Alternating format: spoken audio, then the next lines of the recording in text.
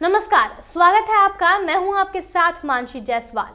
सरकार द्वारा देश में नए मोटर व्हीकल एक्ट लागू किए जाने के बाद जहां ट्रैफिक के नियमों का उल्लंघन किए जाने पर लोगों को भारी जुर्माना देना पड़ रहा है, वहीं कई जगहों से पुलिस वालों की बदसलूकी और ज्यादा पैसे वसूल करने की खबरें भी खूब सुर्खियां बटोर रही हैं। भारी चालान कटने से परेशान होकर जहां लोगों ने ज्यादा पब्लिक परिवहन का इस्तेमाल करना शुरू कर दिया है, वहीं कुछ लोग तो अपने वाहन सड़कों पर निकलने से भी परहेज करने लगे हैं। ट्रैफिक नियमों का उल्लंघन किए जाने पर भारी जुर्माना वसूलने के चलते गुरुवार को दिल्ली से सटे नोएडा में ट्रांसपोर्ट पूरा दिन हड़ताल पर रहा, जिसका असर पूरे शहर में देखने को मिला।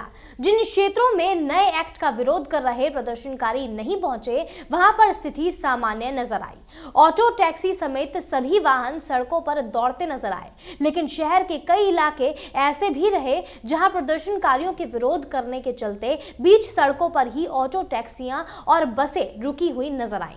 सड़कों पर वाहनों को रोककर खूब हंगामा किया गया, जिसका जायजा लेने नेटवर्क न्यूज की टीम पहुंची। नोएडा शहर के अलग अलग इलाकों में जहां नोएडा सिटी सेंटर के पास चलते ऑटो को रोककर सवारियों को जबरन नीचे उतरवाकर हंगामा किया गया, वहीं मौके पर पहुंची पुलिस प्रदर्शनकारियों को समझा बुझाकर शांत कराती नजर आई। इस हड़ताल के चलते शहर के कुछ स्कूल कॉलेज बंद नजर आए, जिससे स्कूली बच्चों को काफी दिक्कत का सामना करना पड़ा। कुछ ऐसा ही नजारा सेक्टर 62 और 63 के आसपास भी देखने को मिला। इस मौके पर गौतम बुद्ध नगर के auto union president Om Prakash Gujjar ने बातचीत के दौरान हड़ताल की वजह हमसे साझा की, साथ ही सरकार की इस एक्ट से उन्हें हो रही परेशानियों पर भी उन्होंने बात की। चौधरी ओम प्रकाश गुज्जर मेरा नाम है। मैं गौतम बुद्ध नगर के ऑटो यूनियन का प्रेसिडेंट हूँ। रीजन ये है, अगर जो केंद्र सरकार जो कानून लेकर आई है उसमें भारी भरकम जुर्माना है, जिसको हम लोग वहन नहीं कर सकते। 50,000 रुपये से लेके और 1 लाख 1.5 लाख तक का जुर्माना, 10,000 फिटनेस का, 10,000 परमिट का, 10,000 पॉल्यूशन का। आखिरकार हम लोग तो महीने में भी 10,000 नहीं कमा पाते हैं, तो कहाँ से ये हम भरेंगे?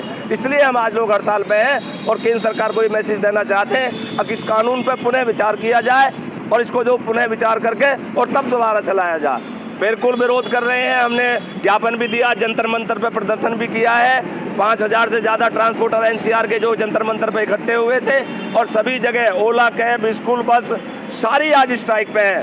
कोई भी ट्रांसपोर्ट, कमर्शियल ट्रांसपोर्ट जो है रोड पे नहीं है बिल्कुल भी। इस हड़ताल में जो शामिल हुए हैं ऑटो चालक नरेंद्र जी हमारे साथ हैं, इनसे बात करें किस लिए हड़ताल की गई है सर? ये अभी सर हड़ताल बहुत सी समस्याएं एक नहीं है, कम से कम 50 समस्याएं। आप यहाँ पे जब हम ऑटो लगाने के लिए सवारियाँ यहाँ से गाजियाबाद से जितनी सवारियाँ आती है वो यहाँ से ऑटो पकड़ती हैं नोएडा के लिए।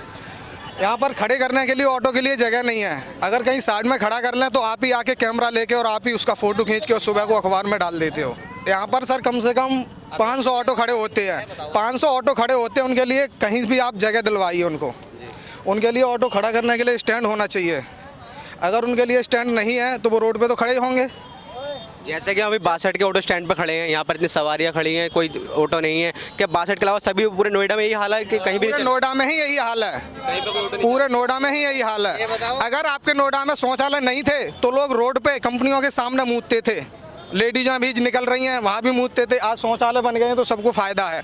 अगर ऐसे स्टैंड बन जाएंगे तो सबको फ़ायदा हो जाएगा। ऑटो साइड में खड़े रहेंगे, किसी को निकलने में बाधा नहीं होगी। सवारियाँ आएंगी, ऑटो स्टैंड से ऑटो पकड़ेंगे और अपने जगह पर पहुँचेंगे। जैसा कि अभी सुबह का टाइम है, लोगों की काफ़ी भीड़ लगी हुई है 62 पे, तो ये हड़ताल शाम तक चलेगी, दोपहर तक खत्म होने की संभावना? शाम तक चल सकती है हड़ताल। और 500 रुपये का चालान, 500 रुपये की कमाई हो रही है, 5,000 का चालान पब्लिक भर रही है। कहाँ से लाएगी? अपने बच्चे बेचे, क्या करे आदमी, बताओ आप। सर दूसरी चीज़ ये है कि इन्होंने प्राइवेट गाड़ियाँ ओला उबर में जो टैक्सी का काम कर रही हैं, वो क्यों कर रही हैं?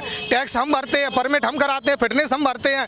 प्राइवेट गाड़ियां जो सफ़ेद प्लेट की हैं, जिसका चालान होता है, जिसका आपको भी पता है कि चालान होता है, वो गाड़ियां ओला उबर से अटैच होकर और वो सवारियों को लेके जा रही हैं, उनको छोड़ रही हैं। जब सवारी ने तो पैदल ही जाना पड़ेगा। अरे सर हम तो बहुत दूर से परेशान हैं, उधर बस के ऊपर से आ रहे हैं सर, बहुत दिक्कत आ रही है हमें आने जाने में। हमें नहीं, पूरी पब्लिक परेशान है। देख रहे हो सर, पूरी पब्लिक भरी पड़ी है यहाँ पे। जैसे कि ऑटो नहीं चल रहे हैं नोएडा की सड़कों पर, पूरे नोएडा में हड़ताल है, तो आप कैसे जाएंगे फिर अपने? अरे सर क्या करेंगे, परेशान होंगे। बस के ऊपर जाएंगे, किसी भी तरह जाएंगे, जाना तो पड़ेगा ही सर। ऑटो से जाना चाहते हैं? नहीं, मैं तो प्राइवेट बस से जाता था। आजकल प्राइवेट बस ही बंद है। 1 घंटा इंतजार करना पड़ा गाजियाबाद में, जब पूरा घूम के आना पड़ा। हम लोकल के हैं तो क्या करना पड़ेगा, पूरा घूम के आना पड़ेगा। और कन्वेंस भी ज़्यादा लगता है, जिससे किराया वगैरह खर्चा वगैरह ज़्यादा हो जाता है हमारा। तो आज बस बंद हैं, ऑटो भी बंद है, तो अब कैसे जाएंगे आप? अब घूम घूम के जाना पड़ेगा, मेट्रो पकड़नी पड़ेगी या फिर रोडवेज पकड़नी पड़ेगी। आज जैसे हड़ताल है तो उस हिसाब से जो भी एक आध ऑटो चल रहा है डबल किराया ले रहे हैं, बहुत परेशानी हो रही है हमारे आने को। रोज का काम करने वाले हैं तो अब कैसे जाएं, इस वजह से आज छुट्टी हो गई, हमारे 4 आदमी और घर पे बैठ गए इसी वजह से। इस मौके पर नेटरिक न्यूज की टीम ने रोजमर्रा की जिंदगी में ऑटो में सवार होने वाली कुछ सवारियों से भी मुलाकात कर उनकी परेशानियों और आ रही दिक्कतों को जानने की कोशिश भी की। आइए सुनते हैं सवारियों पर इस हड़ताल का कितना प्रभाव देखने को मिला। क्या परेशानी हो रही है आप आज के? हाँ, तो गाड़ियाँ नहीं मिल रही हैं। गाड़ियाँ नहीं मिल रही, आपको नहीं पता था कि आज सवारी नहीं है, ऑटो नहीं चलेंगे? आज तो पता नहीं था, सर ने बताया हमें। जी सर, आप ऑटो से जाते हैं? आज हाँ डेली ऑटो से जाते हैं, लेकिन आज सुबह ही पता लगा, न्यूज़ में पड़ा कि आज स्ट्राइक है, लेकिन उसके बावजूद भी प्रयास किया निकलने का, ऑफिस की छुट्टी नहीं है, इस वजह पर मजबूरी है जाना। भाई साहब, हम इतने परेशान हैं कि हमें कोई जॉब देने के लिए तैयार नहीं है। गाजियाबाद वालों को रोज़ यही कहते हैं कि यार तुम्हारा बहाना बना के तुम लोग परेशान हो गए।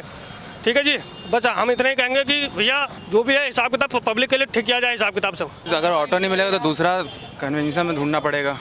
हड़ताल के दौरान भारी हंगामे के बीच सुरक्षा के मद्देनजर पुलिस भी एकदम चौकन्ना नजर आई। शहर के कई इलाकों में पुलिस ने एहतियात बरतते हुए भीड़ को काबू रखने का प्रयास किया।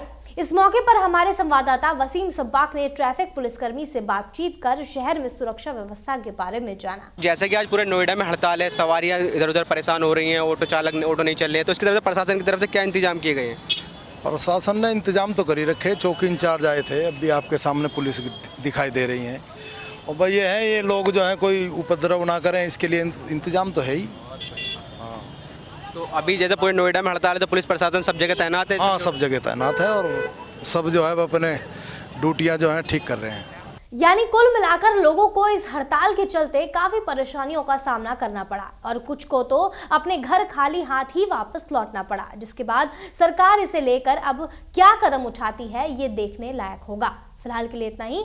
ऐसी और वीडियोस के लिए आप हमारी वीडियोस को लाइक और शेयर जरूर करें और चैनल को सब्सक्राइब करना ना भूलें। आप देख रहे हैं नेटरिक न्यूज, साहस सच कहने का।